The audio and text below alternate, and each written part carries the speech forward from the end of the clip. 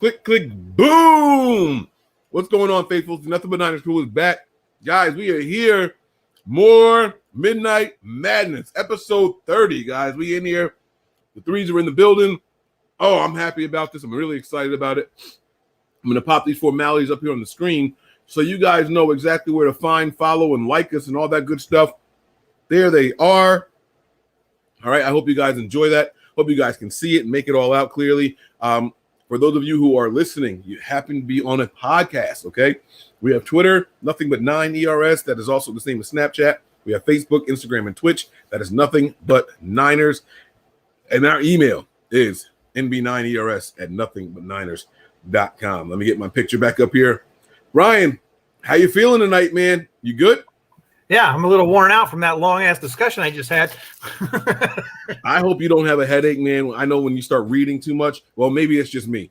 If I start looking at too many words and numbers, and if it's in the same font and ink, it starts to bother me so bad, whether it's on the computer or reading a book for too long. Yes. Oh, you got some colors incorporated in there. That's good. Yeah.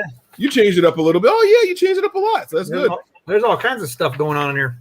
My man did research. If you guys did not catch the last episode, make sure you guys go back. It is already uploaded as a podcast. We waste no time here. We play no games. If we bring you guys something on the YouTube page, you can listen to it as audio form because sometimes you can't just sit and look at your phone all night long. So we understand that. It's a 2-hour show. A lot of information there. Make sure you guys go and check it out.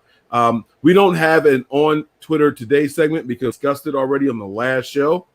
So we are going to go right to getting to your questions.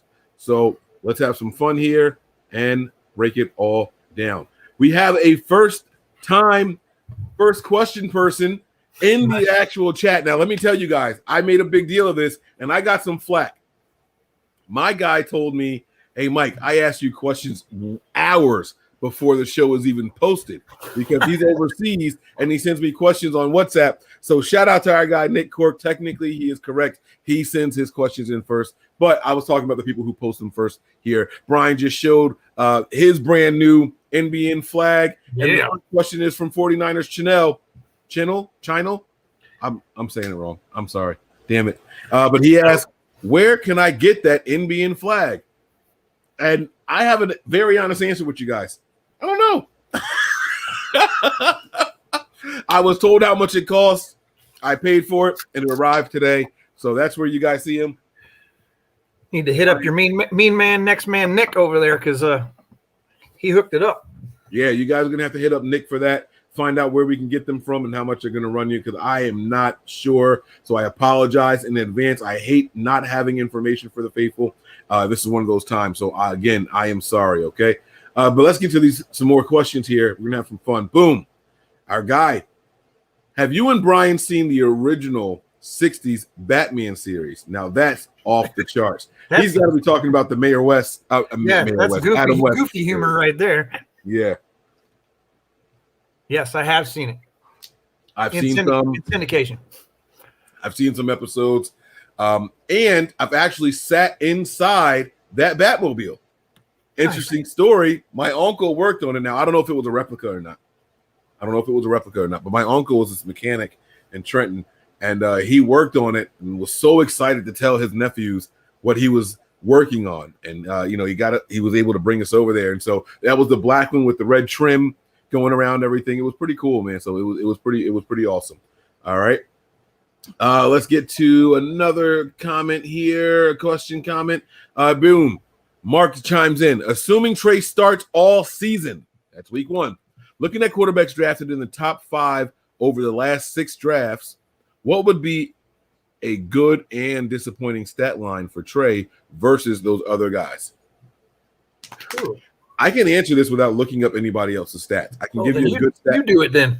Yeah, I can give you a good stat line. I can give you a bad stat line. So the good stat line is going to be as follows. For a rookie, give me, because we got to remember that there's an extra game this year. So these numbers are going to sound high, but there's an extra game, and he said, assuming he starts all of the games. Give me 4,200 yards. No, 4,100 yards. Give me 4,100 yards. Give me 28 touchdowns and give me 10 interceptions. And that is a good line for a rookie in his first year in this system. Okay. Again, remember that there's 17 games. I don't think Jimmy threw for 4,000 yards in 2019, just to be clear. But Jimmy also didn't have that extra game. So I want to make it clear there. Also, a bad stat line. That's going to be easy for me. 33 to 3,500 yards and an interception, touchdown to interception ratio closer to like 17 and 12. That's not good. That's not good enough for this team and this system. Not for trading 2 first-round picks to go up and get a guy either. Right. What you got on that, man? No, I'm with you. I'm not even going to try to play numbers after that last episode. I respect that. All right. Let's get another picture up here from our guy, Nick. You take this one. Have you seen Big Trouble in Little China? I think it's an underrated movie. I saw that like, I don't know, 30 years ago, whatever it was when it came out. That's a long time ago. I don't really remember much of it. Mostly just the poster, or the movie poster, or the front of the VHS box is all I really remember of that movie. I have never heard of it. Is this like a porn? Kurt Russell? No, not a porn. Okay, it's not a porn. Sorry, I'm sorry, bro. Look, did you see the title of it? Never mind. All right, forget it. Never mind. I get where you're going. Never mind. My mind has been in the gutter all day long, so I apologize about that. Is that flag the prize for beating DJ Malone? That gave me a good idea. It's not, but how about we do a giveaway? How about we do a faithful an NB Niners flag giveaway? Yeah, we'll just have to get our hands on some. All right. Mine's staying with me. I didn't know people would be feeling it like that. I'll be honest with you guys, but it's pretty cool that they are. So that gets me excited. I like that they like it. So let's keep this thing moving here, though. Okay. I need to take that and a silver Sharpie to the games with me. There you go. Oh, the only thing is like it's two-sided, so you don't want I don't know if it'll go through or not. Who cares, right? Who cares? Yeah. As long as every autograph or signature. Once that happens, it's going up on the wall anyway. Yeah. So, all right. I like it. I like it, man. Scott chimes in. I think this is the first time I've seen a Scott question. So, thanks for jumping in and being a viewer. Do you guys think Shanahan opens up the playbook and lets Sanu sling it a couple times this year? Dude has a cannon, or at least did a couple years ago. I just want to know, Brian, do you know Sanu's stat line? I do not. It is freaking incredible. So I'm going to pull that up while you answer the question, okay? So for the question, I'm going to say yes, because we saw him do it with Sanders, right? So he's not afraid to let a wide receiver who's got that proficiency be able to do that. So as long as they've practiced it and in practice, which I'm sure they do because they do all the gimmicky stuff, then yeah, I have no reason why he wouldn't allow him to do that as long as he's on this team. All right. So hold on, wait, because it's really hard to find a wide receiver's passing stats, apparently. I would imagine. Yeah, no, this is annoying as shit now because I'm getting super annoyed here. Where is it? How do I find this? Come on. Oh, here we go. Passing. Here we go. All right. I'm just going to give you his career. 7 attempts, 8 completions. That's 87.5. Okay. 233 yards, 4 touchdowns. 0 interceptions? 0 interceptions. This guy's stats are phenomenal, man. They're absolutely phenomenal. Yeah, they're as good as Mullins was against the Raiders, basically, right? Yeah, yards per attempt, 29.1 yards per attempt, bro. That is insane. Perfect passer rating for his career, 158.3. Guys, what's up? What's up? Like, let's get Mohamed Sanu slinging the rock. That's something that I was thinking about posting on today on Twitter. Maybe we'll do it tomorrow, even though it'll be 2 days old now at this point. But the Des Bryant tweet, I don't know if you were able to see that. Des Bryant tweeted out some videos of Mohamed Sanu in his workouts this offseason. He's saying, yo, you're training different. Yeah. And Sanu said something very confident, very laid back, short and sweet. They'll see soon. Mm-hmm. Something along those lines. I thought that was pretty. I like that. I like that a lot. So hopefully we can bring that up here and discuss it a little bit on the show. Okay. And the last but certainly not least from our guy, again, Nick Court, UFC.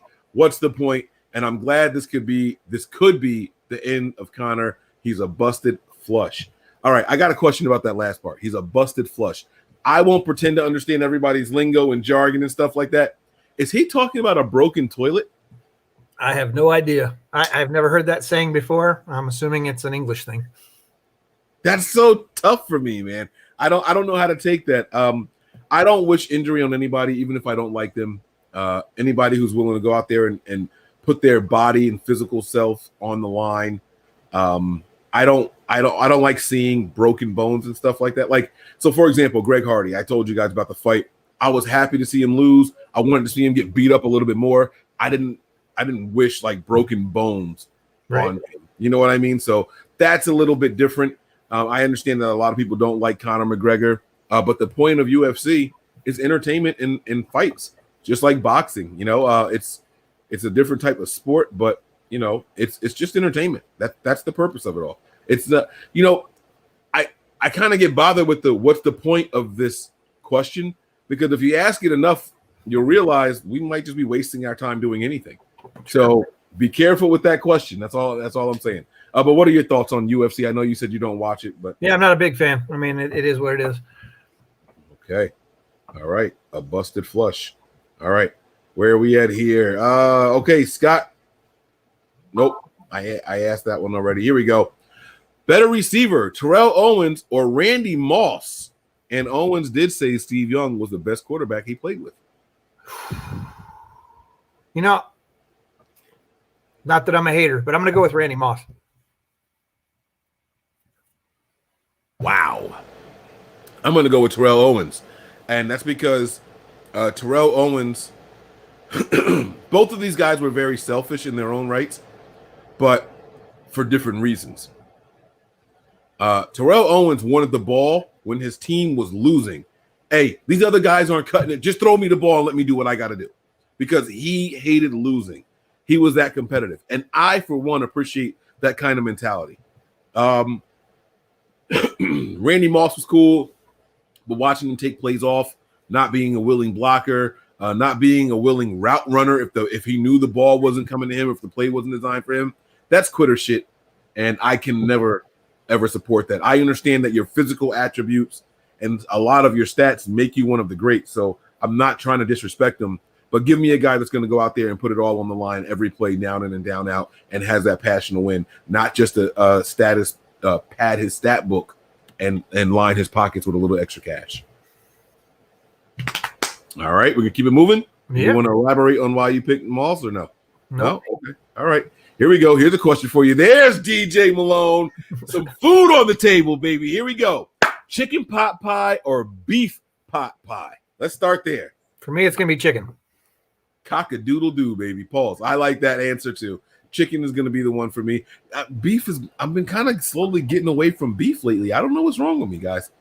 I don't know what's wrong with me. So pray for me. My wife got me off of pork. She started giving me turkey bacon, which is not real bacon. But then after you have it for so long, it's thicker, it's juicier than bacon. All of a sudden you start to appreciate it. And then you get the pork and it messes up your stuff. Anyway, I'm sorry. Beef is next on the list. She doesn't make my spaghetti with ground beef anymore. It's either ground turkey or ground chicken. She's destroying me, guys. Help me. Help me. I'm blinking the SOS. All right. If Trey will be the future starter and Rosen is the Kyle style of QB backup, do we need 3 quarterbacks? Brian, what are your thoughts on this? I think it's beneficial for you to have 3 quarterbacks on the team, regardless of the situation.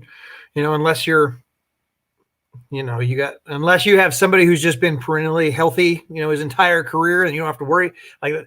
But anything can happen on any Sunday. So it just makes sense to have 3. I mean, we've seen games where one quarterback goes down and then the second quarter comes back in and he goes out too. So then it's the third quarterback, so, it is what it is. I think it's just smart.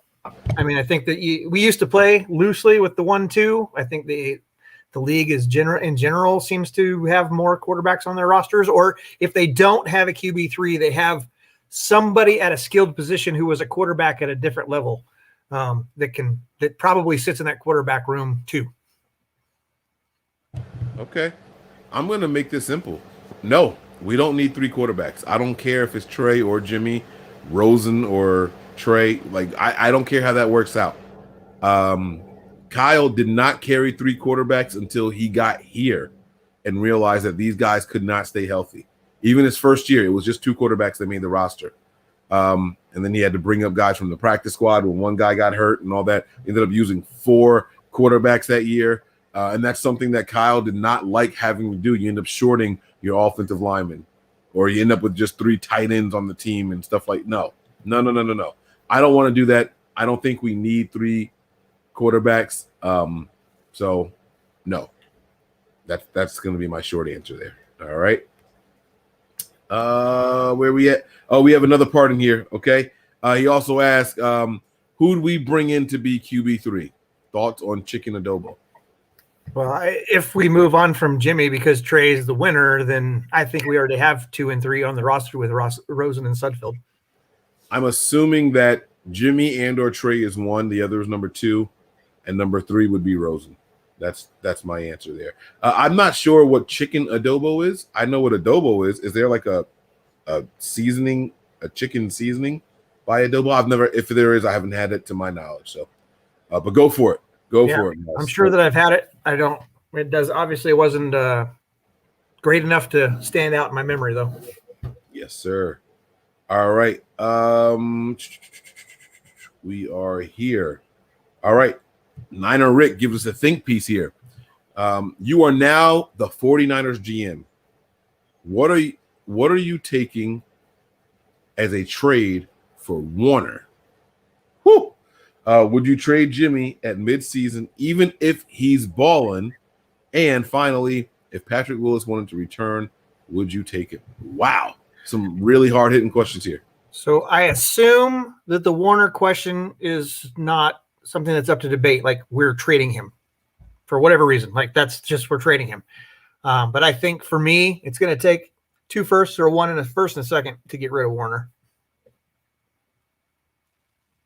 I would take – see, if it's this year, he's still got that year on his rookie contract. And if I'm not mistaken, he's got 1 more year, right? No, this is it. Oh, no. Okay, he's got – okay. Yes, the team has control for this year and next year because they can tag him. That's what I've been telling myself, that they've got control for 2 years. Okay. Right. That makes a difference in this because he's still on that rookie deal. Mm-hmm. You're not breaking the bank for him. And I'm going to – damn, I can't believe I'm about to say this about a linebacker. I'm going to say 2 firsts. I'm going to say 2 firsts to drive teams away. Now, if I am looking to move him and get something for him, I would take a first and a fourth. But I would say, come in here. You're begging me for this guy, 2 firsts. If I'm trying to move him for whatever reason, I don't think I'm going to be able to afford him. So let's get rid of him before the season starts. Then you have to come down on your asking price. I'll say 1 and a 4. All right. Would you trade Jimmy midseason even if he's balling?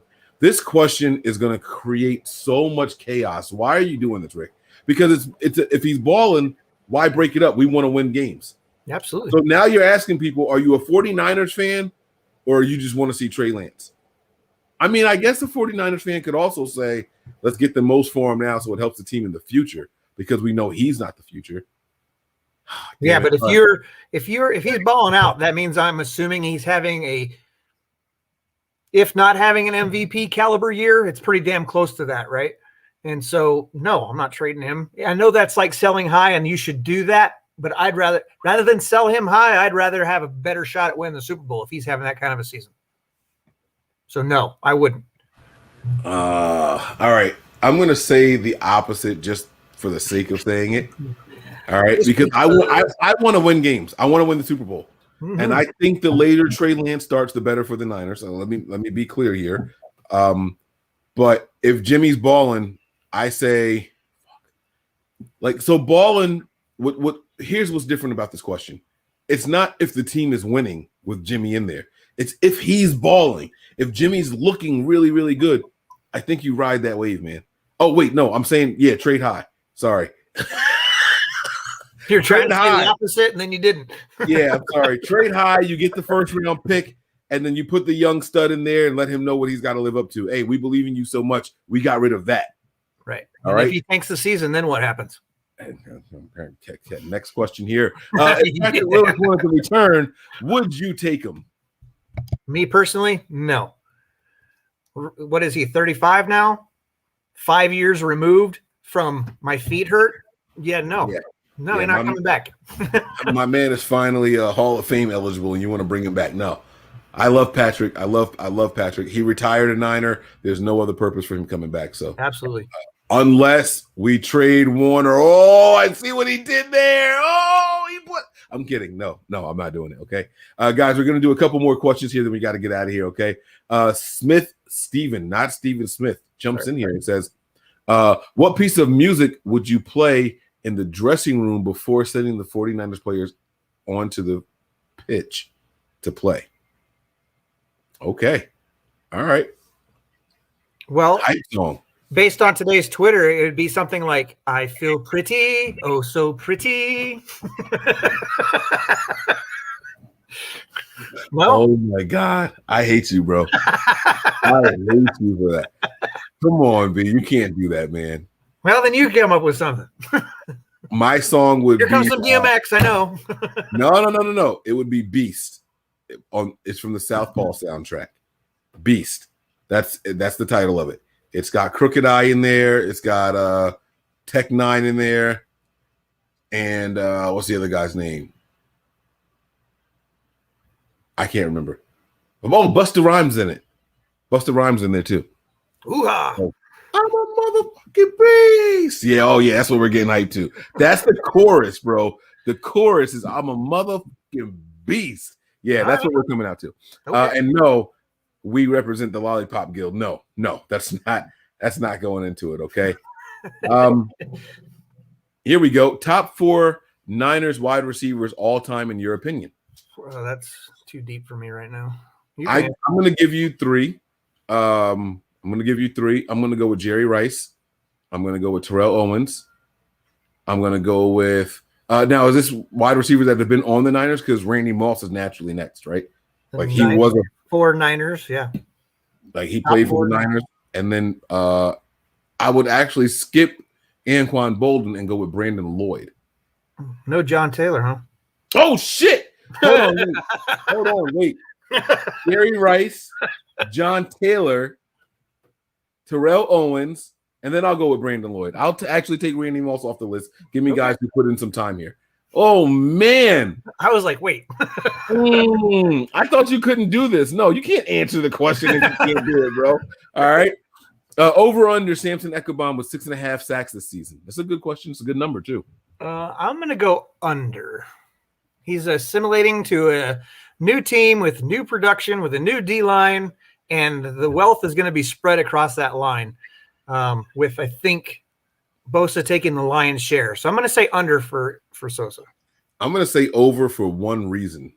How many sacks did we get last year with what was the guy's name? Oh, come on. Yes, exactly. Kerry Hyder. That's if Kerry Hyder, I don't know what his stat line was, so don't blame me for anything. But if Kerry Hyder got 5 or 6 sacks, I'm going to say Ekebom can do more because Hyder was rotational and didn't even play all. Oh shit, he did play all 16 games last year. Oh, he got 8.5. Dwight Clark was a tight end, so that's not a wide receiver. That was the question. Right. No, absolutely. I'm going with 6.5. Give me the over. Give me the over. Even rotational, he should be able to do that. All right. All right. Let me see what else we got here. Let's try to do let's do 2 more, okay? And then we'll get out of here.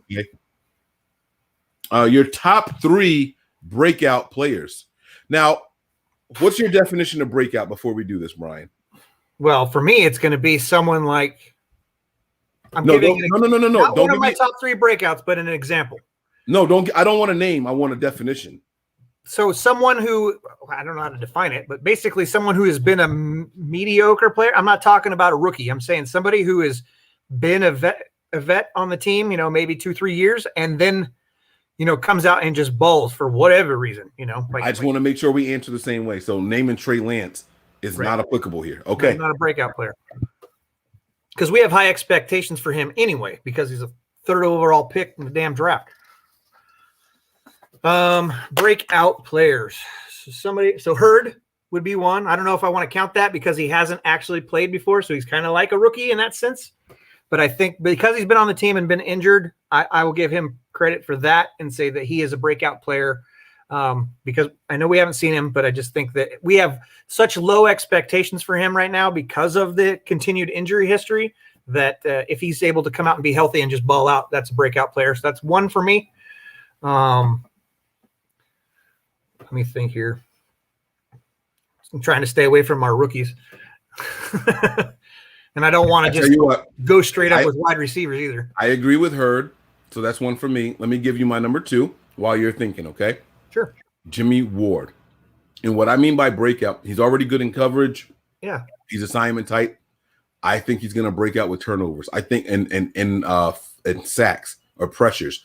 I think that his pleading publicly to his defensive coordinator to utilize him in different ways is going to get Jimmy Ward some national recognition. And so he's going to be my breakout player on the list this year. You're going to like this one, I think. Dante Johnson.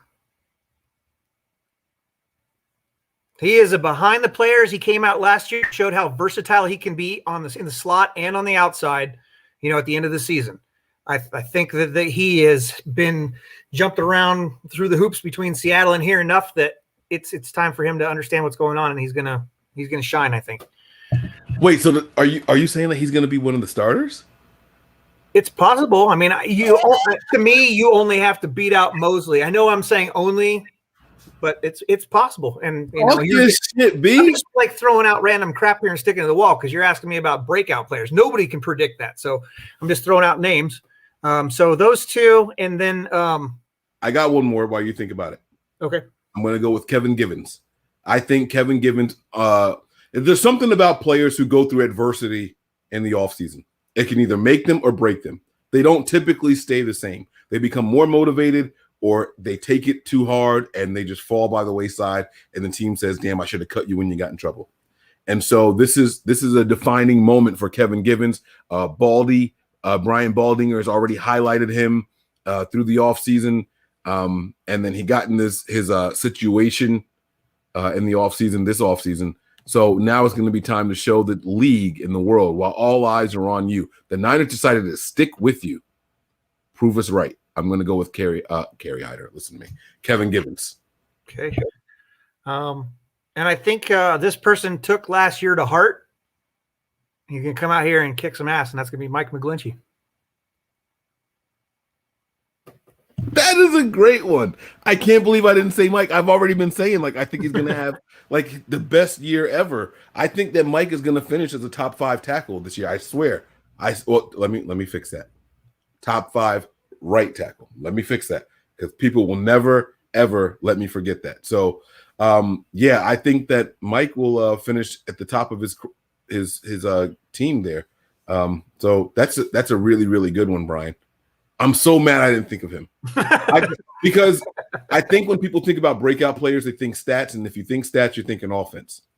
And so I focused on trying to come up with defensive guys. Right. Well, and all I could think about was wide receivers. I was like, I got to get out of this wide receiver thought process. Yep. I like it, man. That was a phenomenal pick. That was really good. Your three was Jalen Hurd, Dante Johnson. Wow. Jersey stand up, and Mike McGlinchey, who's also from Philly. So you represented me so well. So where I live, where I'm from. Are you kidding me? Good job, man. And then my favorite wide receiver on the team, Jalen Hurd. You did the Mike picks. All right, that's gonna do it, man. We're going home. That's it. I got nothing else to talk about. You guys aren't getting the full 30 minutes. We promised you guys at least 20. Here we are at 29. So I'm ready to go home. I think my wife left me. I don't know what's happening anymore. I might be single, guys. I don't know. She's yelling at the game controller for her balls not going where they need to be. Yeah, it's getting bad over here with her ball. So we'll figure it out, guys. Don't worry. All is well in the Andrews household. Thank you all for checking us out and tuning in. If you guys watch both shows, kudos to you. 2.5 hours of loyal support. You guys are the real MVPs. Brian, take us home, man. Mahalo.